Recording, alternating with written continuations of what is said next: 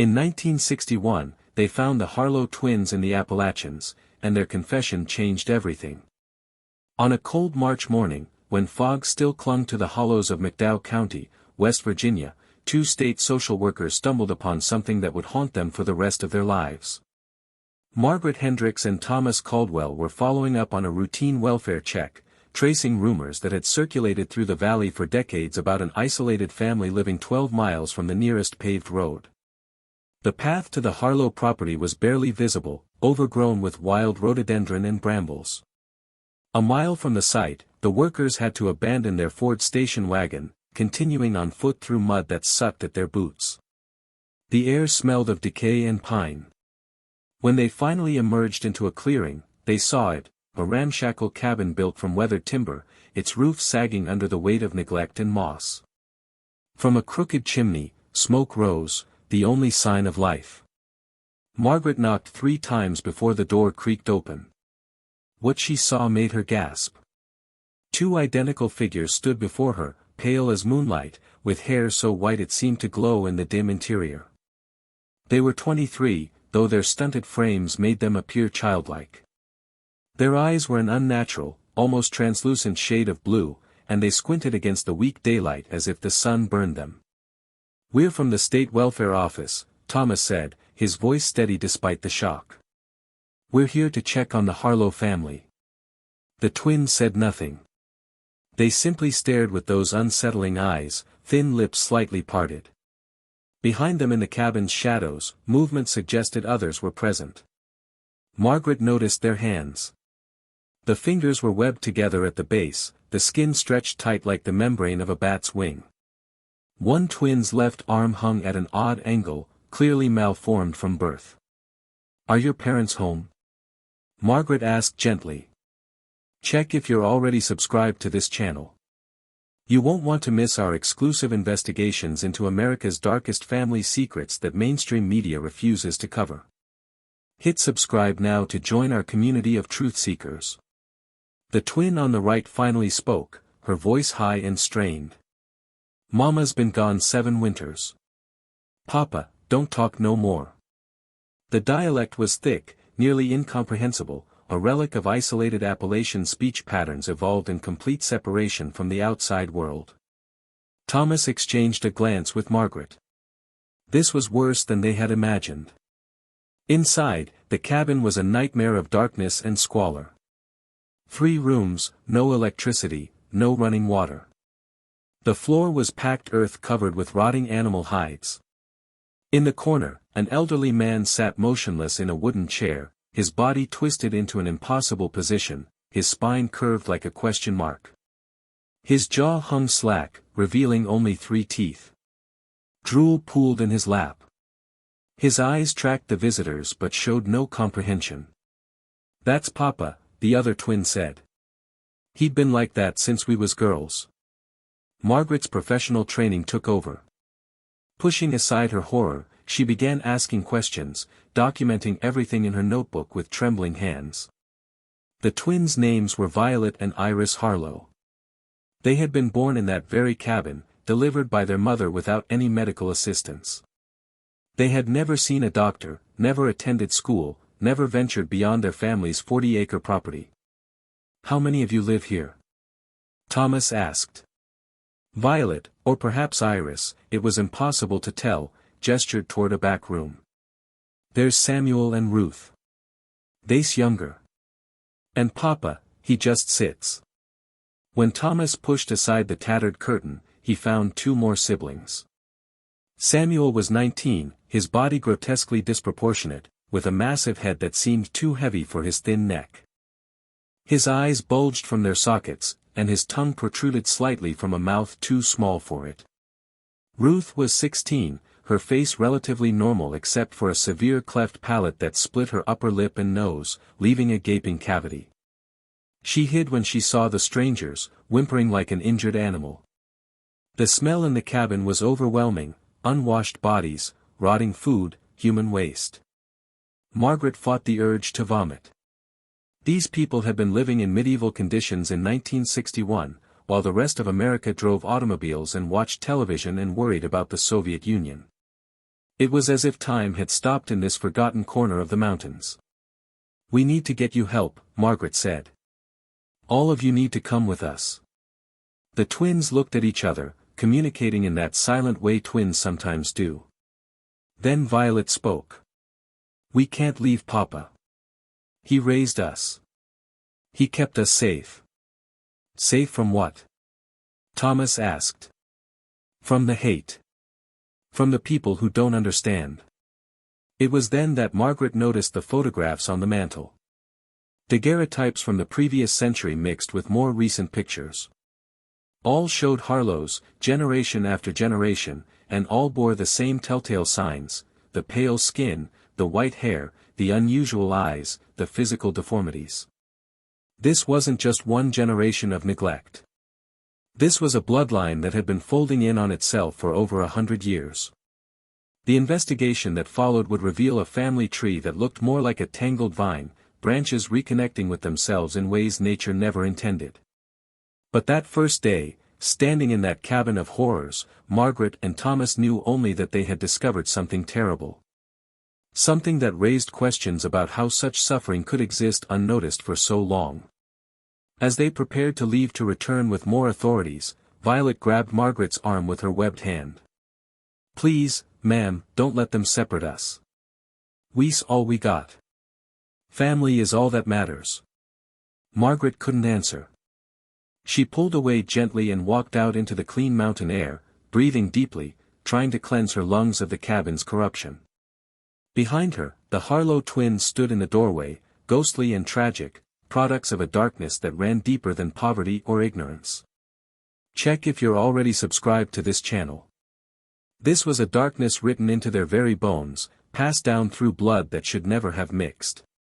When researchers finally pieced together the Harlow family tree from census documents, church registries, and county records, they uncovered a story that made even hardened social workers weep.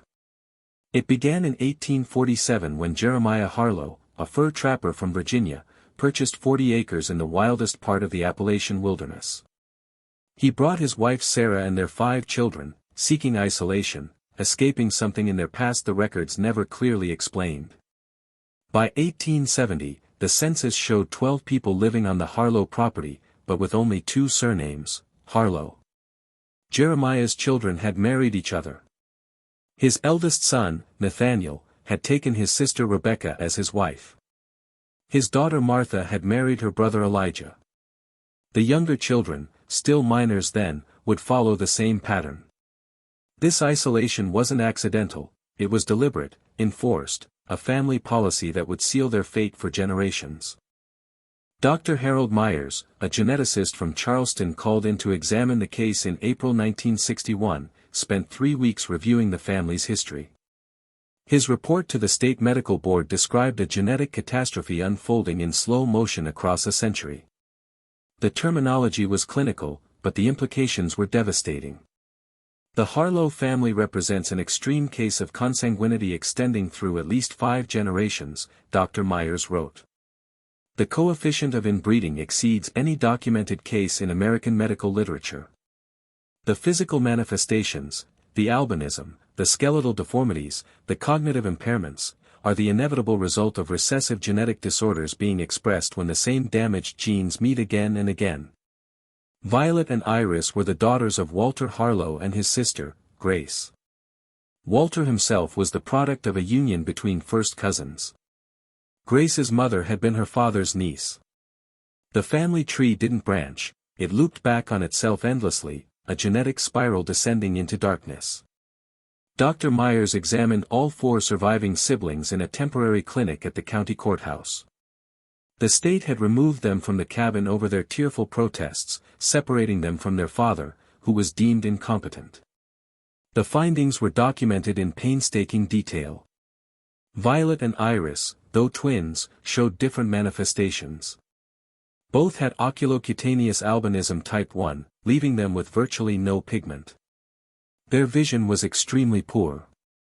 Both had syndactyly, webbing between digits ranging from slight to complete fusion. Violet's left humerus had failed to develop properly, leaving her arm twisted. Iris had a heart murmur, a malformed valve that left her lips perpetually blue. Samuel's condition was more severe.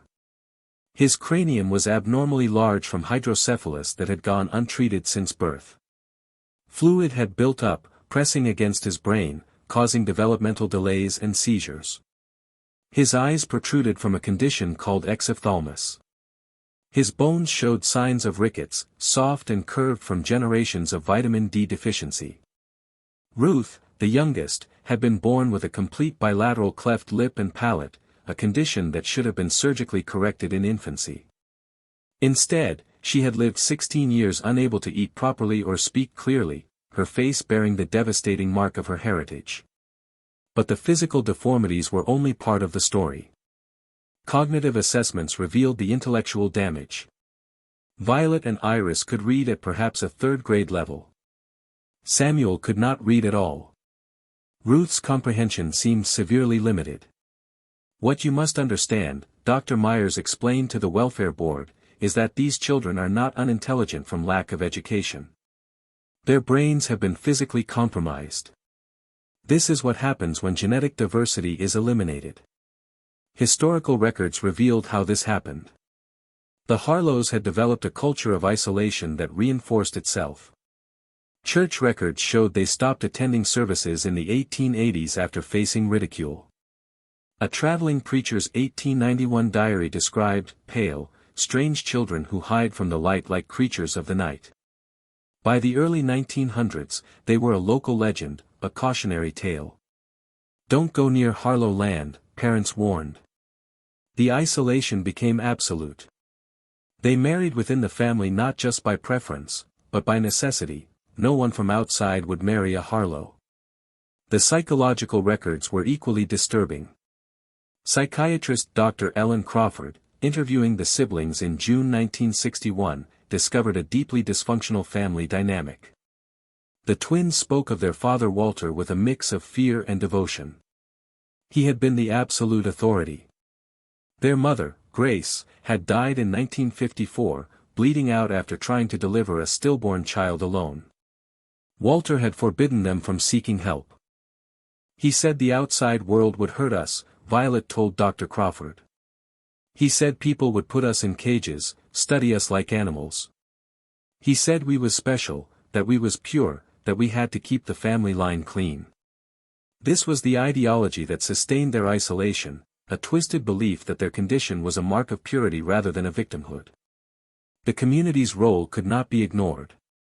For generations, people in McDowell County had known something was wrong. There were whispers, rumors, but no one intervened.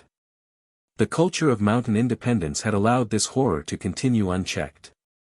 We thought they wanted to be left alone, one elderly neighbor said. It wasn't our place to interfere. But this wasn't independence, it was abandonment, a community's failure to protect the most vulnerable.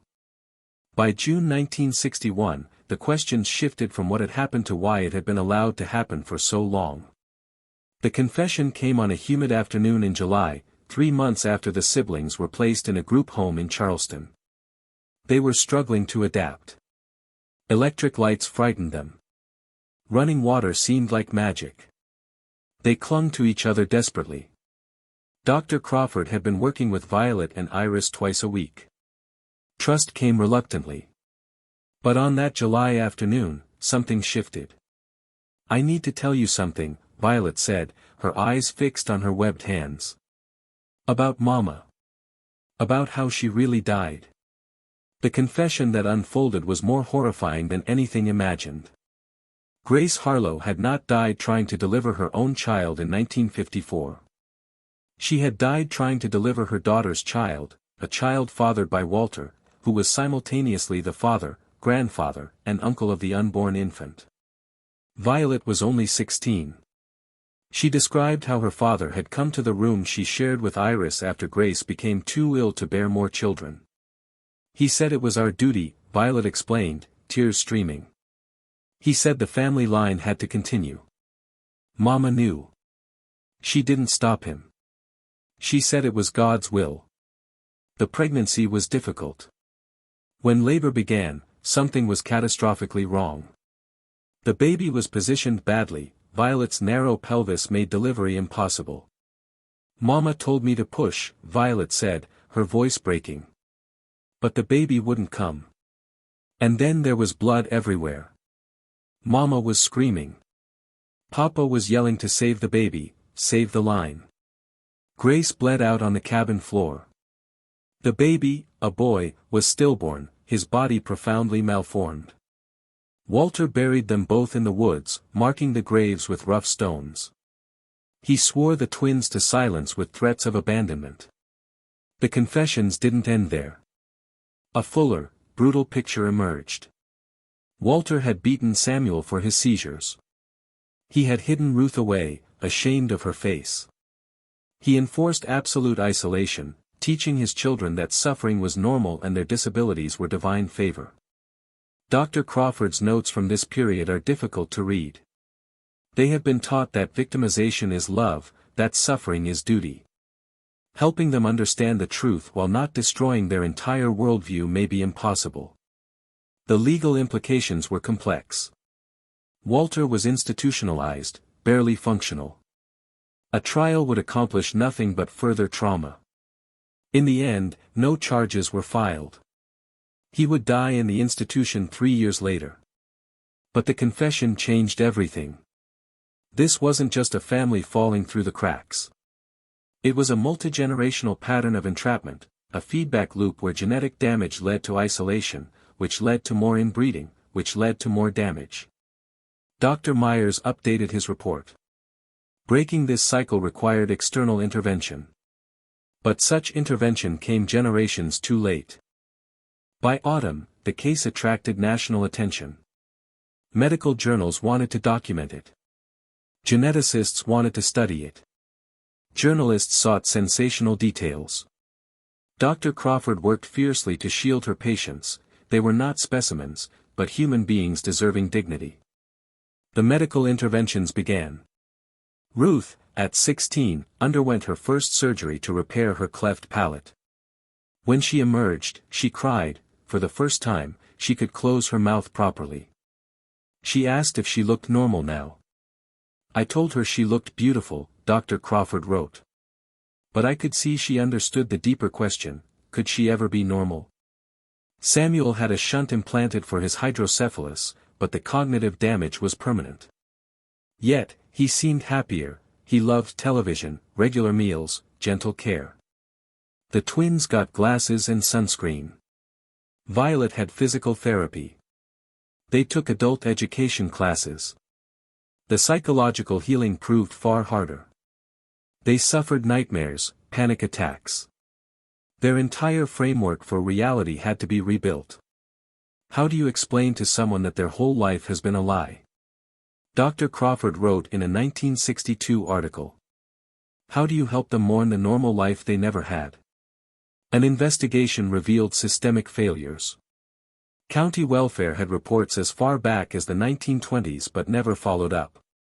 Schools had no records of Harlow children, yet no truancy officers investigated. A special state commission was formed in December 1961. What happened to the Harlow family is not an isolated incident, testified a sociologist. Throughout rural America, there are families living in extreme isolation. We don't know how many because we have never looked. The Commission's 1962 report called for sweeping reforms, mandatory birth registration, regular welfare checks on isolated families, enforced schooling, and clarified legal authority to intervene. For the siblings, life settled into a strange new pattern. By 1963, Ruth worked part-time in the group home's kitchen. Samuel found rhythm in supervised activities. The twins moved to a semi-independent apartment. Yet they never stopped asking about their father. When Walter died in 1964, all four attended his funeral. They stood by his grave in the prison cemetery, weeping. I asked Violet why she was crying, Dr. Crawford journaled. She said, because he was my papa and I loved him and he was all I knew. That's the cruelest thing. They were taught to love the source of their destruction. The cabin was demolished in 1965. Before demolition, Dr. Myers led a final excavation. They found the graves of Grace and the stillborn boy. They also found 14 other unmarked graves, siblings who had not survived infancy. 15 lives that ended before they began, Dr. Myers wrote. For every Harlow child who survived to 1961, nearly 4 others died. That is the true mortality rate of extreme inbreeding. The siblings lived out their lives as wards of the state. Ruth married briefly in 1972, a point of pride, being chosen by someone outside her family. Samuel died in 1979 at 46. Iris died of heart failure in 1991. Violet lived alone for the first time, learning to use a computer in her 60s, finding anonymous connection on early internet forums. Dr. Crawford visited Violet shortly before her death in 2003. Violet was 74, frail and nearly blind. Do you ever regret that we found you? Dr. Crawford asked, a question that had haunted her for decades. Violet thought for a long time. Sometimes I think about how life was simple before. We didn't know we was suffering because we thought that was just how life was. Papa said the outside world would hurt us, and in some ways he was right. Learning the truth hurt worse than anything. She paused. But I got to see Ruth smile after her surgeries. I got to watch Samuel laugh at the television. I got to learn to read books and think thoughts Papa never wanted me to think. So maybe the hurt was worth it. Maybe knowing, even when knowing hurts, is better than not knowing. The Harlow case became a landmark in medical and social work literature. It helped establish the dangers of consanguinity and the necessity of genetic diversity. Dr. Myers' work contributed to the birth of genetic counseling. The family tree became a cautionary diagram in textbooks worldwide. But beyond science and policy, the case raised enduring questions. How do we balance privacy with protection? When does a community's inaction become complicity? What do we owe to victims whose suffering could have been prevented? In 2008, a historical marker was placed near the cabin site. It reads, "In memory of the Harlow family who suffered in isolation.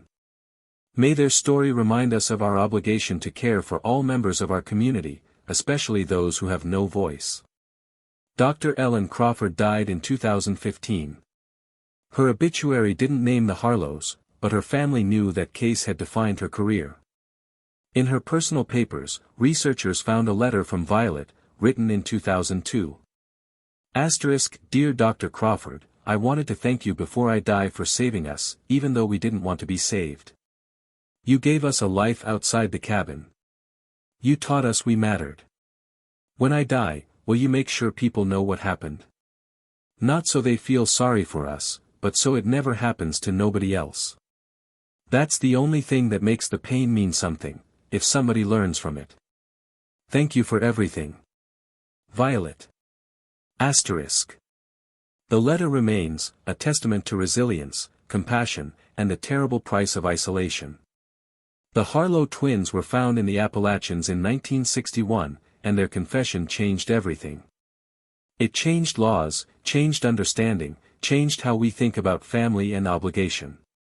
But most importantly, it gave voice to 4 people who had lived in enforced silence, living proof that even in the darkest circumstances, human dignity persists, waiting to be recognized.